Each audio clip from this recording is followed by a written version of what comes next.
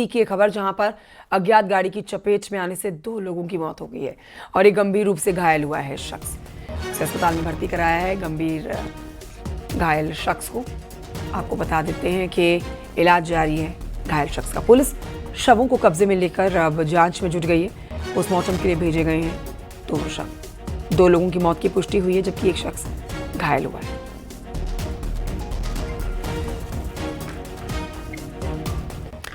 उधर बांदा में पुलिस को एक बड़ी कामयाबी मिली है। पुलिस ने 4 गांजा तस्करों को गिरफ्तार किया है। ओडिशा से मध्य प्रदेश के रास्ते से होकर बांदा में गांजे की खेप लेकर जा रहे थे आरोपी और पुलिस ने इन्हें रास्ते में इधर दबोचा। आरोपी के पास से 35 किलो 800 ग्राम सूखा गांजा बरामद किया गया। बांदा के खेराड़ा रेलवे क्रॉसिंग के पास से पुलिस ने आरोपियों को गिरफ्तार किया है।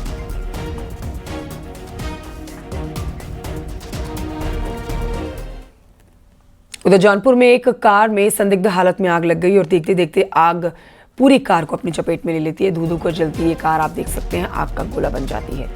कार में आग लगी जिसका ये वीडियो भी सामने आया। वीडियो सोशल मीडिया पर पड़ते वायरल भी हुआ। पुलिस मामले की जांच कर रही है।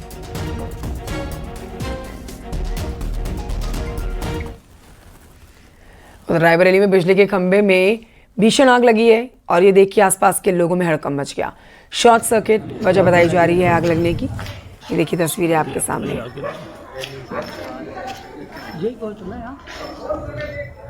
मुलायम यादव।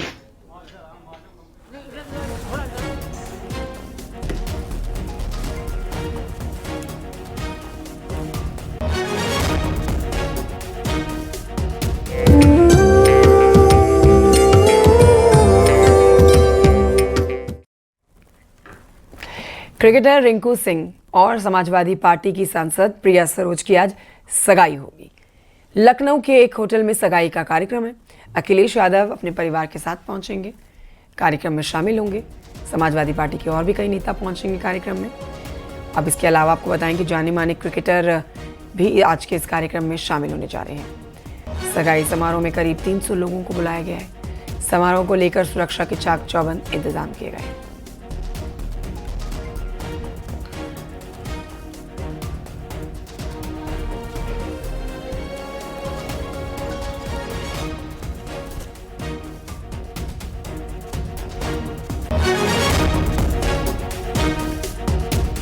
मछली शहर से समाजवादी पार्टी की सांसद प्रिया सरोज और क्रिकेटर रिंकू सिंह की राजधानी लखनऊ के एक 5 स्टार होटल में आज रिंग सेरेमनी होनी है। धीरे धीरे यहाँ पर जो गेस्ट हैं उनका जुटना शुरू हो गया है।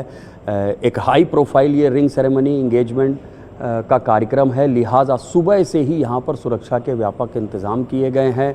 जो होटल की अपनी सिक्योरिटी है वहाँ के लोग तैनात हैं, कुछ प्राइवेट बाउंसर्स हैं, उसके साथ ही प्रोटोकॉल के तहत स्थानीय पुलिस यहाँ पर पहुँच चुकी है। तमाम जो गेस्ट लिस्ट है वो उनके पास है, उनको चेक किया जाएगा।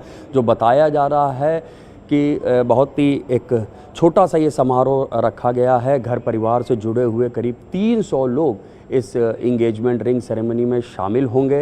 ये भी बताया जा रहा है समाजवादी पार्टी के राष्ट्रीय अध्यक्ष अखिलेश यादव, उनकी पत्नी डिम्पल यादव, सांसद जया बच्चन इसमें शामिल होंगी। ये भी बताया जा रहा है कुछ क्रिकेटर्स भी इस रिंग सेरेमनी के कार्यक्रम में शामिल होंगे।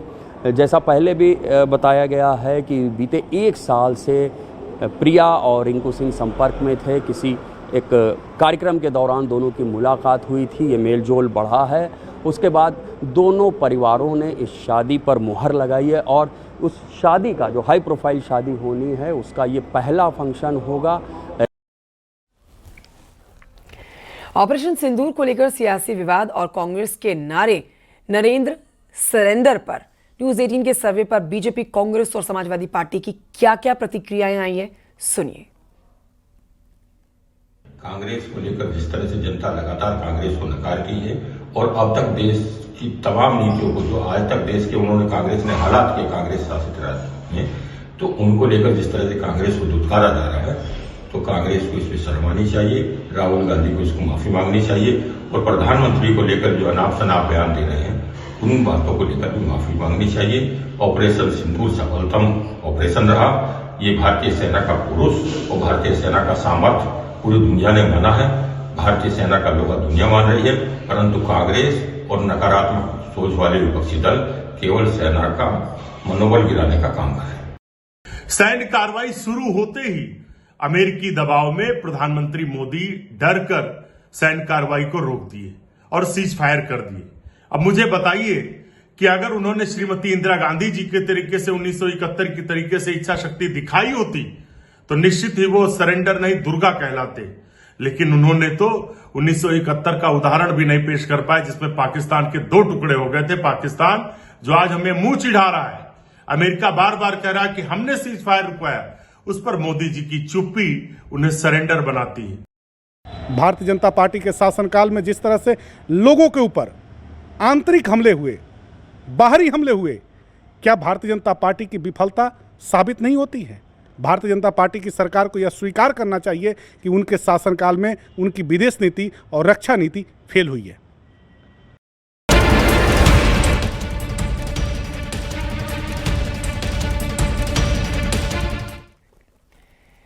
और आइए अब आपको बताते हैं कि यूपी में बदमाशों की खैर नहीं है। पुलिस हर दिन ऑपरेशन लंगड़ा के तहत कार्रवाई करके कई बदमाशों को धर दबोच रही है। 4 तस्वीरें आपके टेलीविजन स्क्रीन पर इस समय आप देख रहे हैं। सुल्तानपुर, हमीरपुर और इसके अलावा प्रतापगढ़ की आप तस्वीर देख रहे हो और सहारनपुर की तस्वीरें आप देख रहे हैं। चारों ही तस्वीरों की खबरें आपको विस्तार से बताएंगे। इन 4 जिलों में देखिए आप ताबड़तोड़ पुलिस का एक्शन देखा गया। एनकाउंटर में कई बदमाश घायल हुए, कई बदमाशों को गिरफ्तार किया गया है।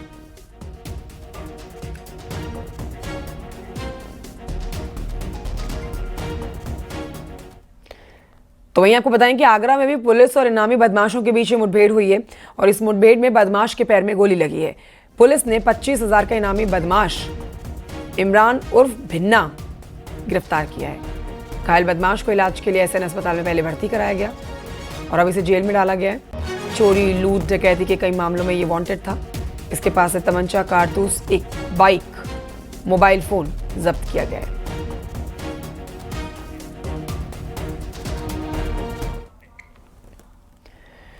वहीं आपको बताएंगे बागपत में भी बिनौली थाना पुलिस ने मुठभेड़ के बाद में 25,000 के 2 बदमाशों को गिरफ्तार किया। ये 2 इनामी बदमाश पुलिस के हत्थे चढ़े हैं। एनकाउंटर में इन्हें धर दबोचा गया। एक बदमाश नवनीत जाट, इसके पैर में देखिए गोली लगी है, जबकि इसके दूसरे साथी को घेराबंदी करके पकड़ा गया है। दोनों बदमाश जेल में हैं।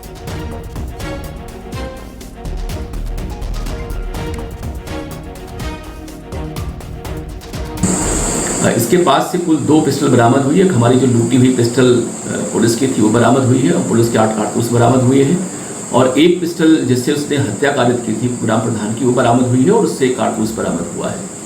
तो ये दोनों अभियुक्त आज गिरफ्तार हुए, दोनों जेल जा रहे हैं। एक जघन्य हत्याकांड था ये, जिनमें अब तक कुल 4 अभियुक्त गिरफ्तार हो चुके हैं और चूंकि ये पूरा परिवार ही इनका अपराधी है, इनका जो फादर सुरेंद्र वो भी जेल में भी है, उसका नाम ही से प्रकाश में आया है और हम इनके बयानों के आधार पे उसको भी इसमें खोलेंगे और जब उसका हम लोग रिमांड बनवा के चार्जशीट कोर्ट में सबमिट करेंगे। ये दोनों अपराधियों पे 25,000 रुपये का रिवार्ड घोषित था। एक हमारी पुलिस की काफ़ी अच्छी सफलता है ये और इसमें जो अभियुक्त आयुष है अभी वो जेल में है, उसको हम लोग PCR पर ला के उससे हम लोग इंट्रोगेशन करेंगे, उससे हम लोग बातचीत करेंगे और जो भी पिस्टल या तमंचा उसमें और भी यूज हुआ है उसको हम लोग बरामद करने का प्रयास करेंगे। उधर प्रतापगढ़ में 25,000 का इनामी गैंगस्टर पुलिस के हत्थे चढ़ा है। मुठभेड़ के बाद इसे पकड़ा गया है। इसके पैर में गोली लगी है। भागने की कोशिश कर रहा था और तभी पुलिस ने इसके पैर में गोली मार के इसको घायल करके पकड़ लिया। मेडिकल कॉलेज में इलाज के लिए भर्ती कराया गया और उसके बाद जेल में डाला गया। इसके कब्जे से तमंचा, कारतूस, बाइक बरामद की गई। इस गैंगस्टर पर प्रतापगढ़ और रायबरेली में कुल 46 मुकदमे दर्ज हैं। की गई जिसमें बदमाश के पैर में गोली लगी। घायल बदमाश को CHC लालगंज भेजा गया है तथा वहां पे मौजूद उप निरीक्षक दीपक यादव द्वारा बताया गया कि यह बदमाश पंचम लाल वर्मा है, जिसपे लगभग 4 दर्जन मुकदमे हैं और पुलिस अधीक्षक महोदय द्वारा इस पे 25,000 का इनाम घोषित किया, जो 3 मुकदमे वांछित है। मौके पर एक मोटरसाइकिल तथा तमंचा बदमाश से का बरामद हुआ है। आगे की विधिक कार्रवाई की जा रही है। और लखनऊ से इस समय एक बड़ी खबर आ रही है, जहां पर लखनऊ में सूडा के प्रोजेक्ट मैनेजर ने आत्महत्या कर ली है। सुधाकांत मिश्र ने इंदिरा नगर इलाके में फंदे से लटक कर जान दी। वो रिटायर्ड IAS मंगला प्रसाद मिश्र के बेटे हैं। बताया जा रहा है कि लंबे समय से सुधाकांत डिप्रेशन के शिकार थे। इलाज इनका चल रहा था। पुलिस ने शव को पोस्टमार्टम के लिए भेजा है।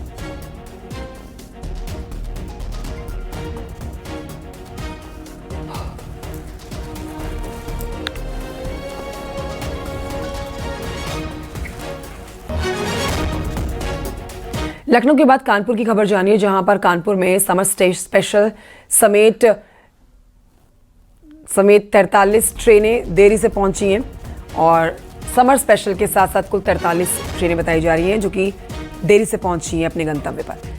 कालिंदी एक्सप्रेस है, दरभंगा क्लोन एक्सप्रेस है, सिक्किम महानंदा एक्सप्रेस है, हावड़ा दुरंतो एक्सप्रेस है, सियालदह सुपरफास्ट है, फरक्का एक्सप्रेस है और इसके अलावा कई और ट्रेनें हैं जो देरी से आई हैं। इससे कानपुर सेंट्रल स्टेशन पर यात्री काफ़ी परेशान दिखे।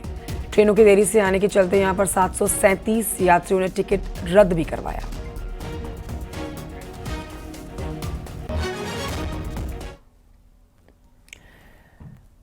यूपी में बदमाशों के खिलाफ पुलिस का एक्शन लगातार जारी है। बिजनौर में पुलिस ने 6 आरोपियों को गिरफ्तार करके बड़ी सफलता पाई है। आरोपियों पर बाइक और कार चोरी करने का आरोप है। आरोपियों के पास से चोरी की 4 स्कूटी और 6 बाइक बरामद की गई है। बदमाश बाइक और स्कूटी उत्तराखंड के हरिद्वार से चोरी किया करते थे।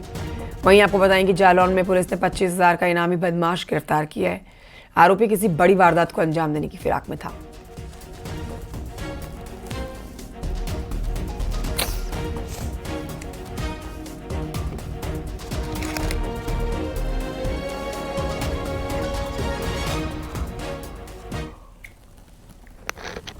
और यहां वक्त एक छोटे से ब्रेक का